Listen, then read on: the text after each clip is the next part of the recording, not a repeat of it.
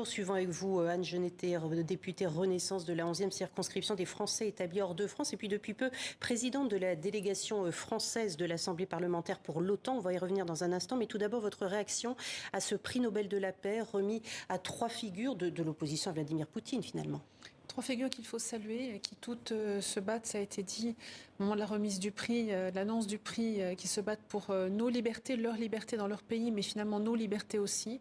Et ne jamais oublier que nous avons là des personnes qui risquent leur vie aujourd'hui pour défendre la liberté, l'état de droit, pour défendre les droits humains également. On l'oublie trop souvent, mais ça se passe. Les 3 pays cités, la Russie, la Biélorussie, l'Ukraine, sont à quelques milliers de kilomètres de chez nous, c'est extrêmement proche et leur combat à tous, c'est aussi notre combat et nous devons cela les soutenir. L'Ukraine où vous vous êtes rendu la semaine dernière, accompagnée de la présidente de l'Assemblée nationale, Yaël Braun-Pivet, vous avez eu l'occasion de rencontrer le président Zelensky. Vous déclariez il y a quelques jours devant l'Assemblée nationale française, ne nous habituons pas à cette guerre. C'est un message que vous avez eu l'occasion d'adresser également au président Zelensky ? Et c'est même lui aussi qui nous l'a dit, c'est un message que nous partageons.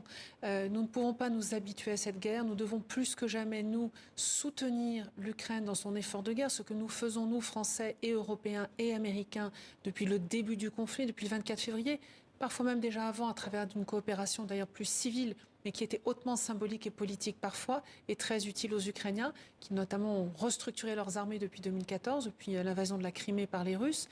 Donc oui, nous devons plus que jamais les soutenir, et beaucoup plus fortement, moi j'invite la France notamment à aller beaucoup plus loin dans l'effort de soutien militaire que nous devons absolument aux soldats ukrainiens qui se battent avec un courage admirable. Mais justement, lors de la présentation du projet de loi de finances 2023 devant la Commission de la Défense des Forces armées de l'Assemblée nationale, vous avez interpellé le ministre de la Défense, Sébastien Lecornu, sur la part justement de ce budget au soutien de nos alliés et en particulier à l'Ukraine. Que vous a-t-il répondu ? Alors, je voulais m'assurer que le budget qui nous était présenté, notamment la hausse de 3 milliards d'euros, allait servir non seulement à rééquiper nos armées, à poursuivre l'équipement et la montée en compétences, en puissance encore de nos armées, qui sont déjà hautement compétentes. Et je voulais m'assurer qu'il y avait également une part dédiée à l'Ukraine. Oui, il m'a bien confirmé qu'une partie de tous les équipements que nous déployons, que nous allons être amenés à déployer, sera consacrée au soutien à l'Ukraine.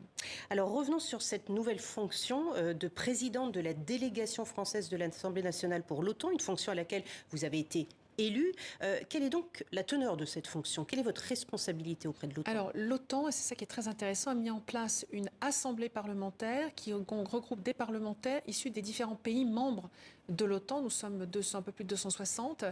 Et il y a donc là une délégation française composée de 18 parlementaires, la moitié sénateurs, 9 et la moitié députés.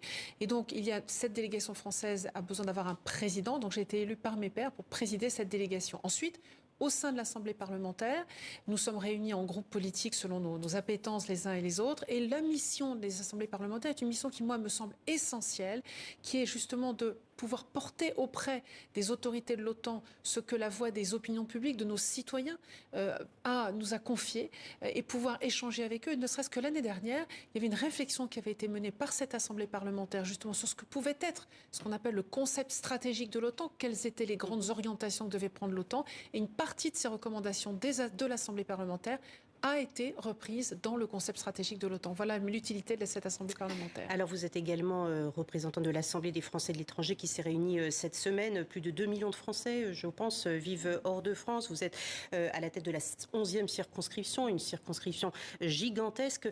Dans ce contexte actuel, post-Covid, guerre en Ukraine, quels sont les enjeux de la mobilité internationale ?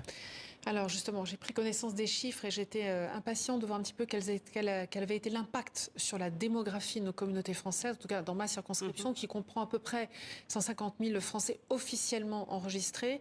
Et là, je note dans ma circonscription qui est l'une des plus frappées par, alors c'est plus le Covid pour le moment que la guerre, par une baisse de la démographie très importante dans les pays d'Asie, en Chine notamment, sur Hong Kong notamment, pour des raisons qui avaient commencé même parfois avant le Covid, une baisse très importante. Parfois on a une baisse jusqu'à plus de de plus de 15% de présence française. Et c'est très inquiétant parce que la présence française, c'est ce qui nous permet d'établir les relations dont nous avons besoin, le dialogue dont nous avons besoin. S'agissant de l'Ukraine, la communauté a fortement baissé. Nous avions à peu près 1000 Français, ils sont à peu près 200 officiellement aujourd'hui. Il faut les saluer, ils font un travail remarquable auprès des Ukrainiens. J'ai rencontré la semaine dernière, par exemple, un agriculteur français, un responsable d'exploitation agricole, qui fait un travail remarquable pour assurer une partie de la production agricole de l'Ukraine. Voilà, nous avons des Français qui sont restés en Russie également, il faut les saluer.